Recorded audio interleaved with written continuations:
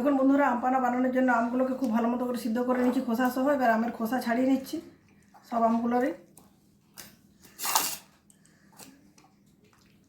তারপরে যে ছুরির সাহায্যে আমের পাল্পটা বার করে নিচ্ছি।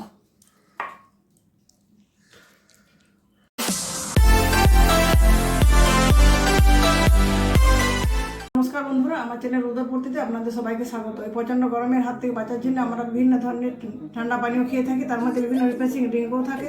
এছাড়া কুলফি, মালাই, আইসক্রিমও খেয়ে থাকি। এগুলো বাজার থেকে কিনে খাই, কিন্তু বাড়িতে যদি বানানো হয় তার স্বাদও আলাদা, খেয়ে একটা আলাদা অনুভূতিও পাওয়া যায়। তো বন্ধুরা, আমি আজকে শেয়ার করবো আম পানা রেসিপি। আম পানা আমরা সকলে বাড়িতে বানিয়ে থাকি। আপনারা কী পদ্ধতিতে বানান সেটা আমি জানি না। আমি কী পদ্ধতিতে আম পানা বানাচ্ছি সেই রেসিপিটি আমি শেয়ার করছি। প্রথম থেকে শেষ পর্যন্ত অনুরোধ রইল দেখবেন।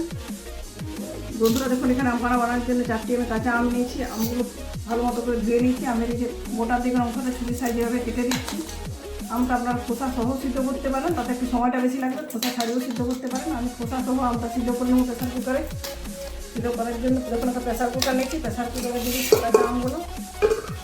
এখানে 5 গ্লাসের মতো জল দিয়ে দিচ্ছি। প্রেসার কুকারে একটা সিটি দিয়ে আমগুলো সিদ্ধ করে নিয়ে ফিরে আসছি। দেখুন বন্ধুরা, আম পানা বানানোর জন্য আমগুলোকে খুব ভালো মতো করে সিদ্ধ করে নিচ্ছি খোসা সহ। এবার আমের খোসা ছাড়িয়ে নিচ্ছি সব আমগুলোরই। তারপরে যে ছুরির সাহায্যে আমের পাল্পটা বার করে নিচ্ছি।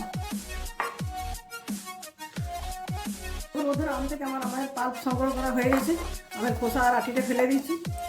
আমার বাড়িতে মিক্সিং জার থাকে, মিক্সিং জার এটা খুব ভালো মতো মিক্স করে নেবেন। যদি না থাকে হাত দিয়ে মিক্স করলে হয়। এবার আমের পাল্পটা মিক্সিং জারের মধ্যে ঢেলে নিচ্ছি আমি। এখানে দিচ্ছি হাফ বাটি চিনি। চিনিটা কেমন খেতে পছন্দ করেন মিষ্টি সে অনুযায়ী, আর আমটা কী ধরনের টক সে অনুযায়ী ব্যবহার করবেন। এরপর দিয়ে দিচ্ছি এখানে বিট লবণ। বিট লবণ দিলে আম পানা খেতে খুব ভালো লাগে। আর দিচ্ছি এখন দেখুন ড্রাই রোস্ট করে জিরে গুঁড়ো, ধনে গুঁড়ো আর গোলমরিচের গুঁড়ো দিয়েছি। গোলমরিচ আমাদের শরীর ঠান্ডা রাখতে সাহায্য করে। জিরে ধনে এগুলো যেমন শরীর ঠান্ডা রাখে, তার সাথে হজমও সাহায্য করে। আমার বাড়িতে পুদিনা গাছ আছে, পুদিনা আমি চাষ করি, সেজন্য কিছু পুদিনা পাতা এখানে দিয়ে দিচ্ছি। পুদিনা পাতা রিফ্রেশিং ড্রিঙ্ক বানানোর ক্ষেত্রে একটা অপরিহার্য উপাদান। এটা না দিলে কোনোভাবেই খেতে ভালো লাগে না। এটা খুব ভালো মতো মিক্স করে নিচ্ছি। চাইলে আপনি এখানে নর্মাল লবণও ব্যবহার করতে পারেন। আমি নর্মাল লবণটা অ্যাভয়েড করলাম, ব্যবহার করছি না। এটা খুব ভালো মতো মিক্সিং জারে মিক্স করে নিয়ে ফিরে আসছি।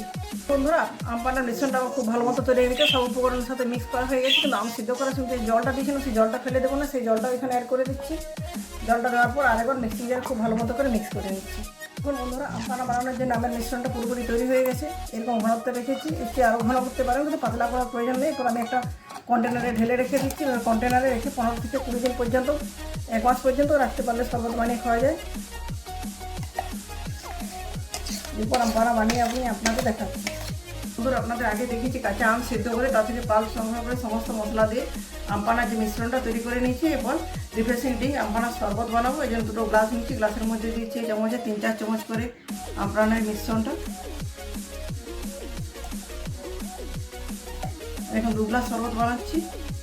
বাকি মিশ্রণটা রেখে দিচ্ছি, পরে প্রয়োজন মতো শরবত বানিয়ে খাওয়া যেতে পারে। এরপর একটা গ্লাসে 4টি করে আইস কিউব দিয়ে দিচ্ছি।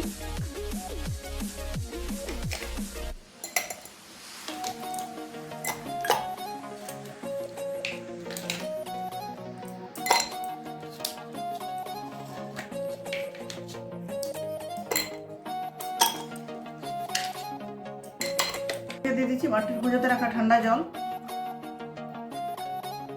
আপনি এখানে ফ্রিজের ঠান্ডা জলও ব্যবহার করতে পারেন। মাটির গুঁজোর জলও ফ্রিজের জলের চেয়ে কম ঠান্ডা হয় না, বরং বেশি ঠান্ডা হয়।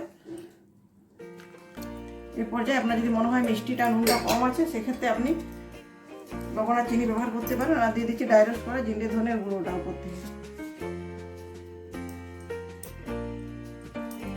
সবটা খুব ভালো মতো মিক্স করে নিচ্ছি।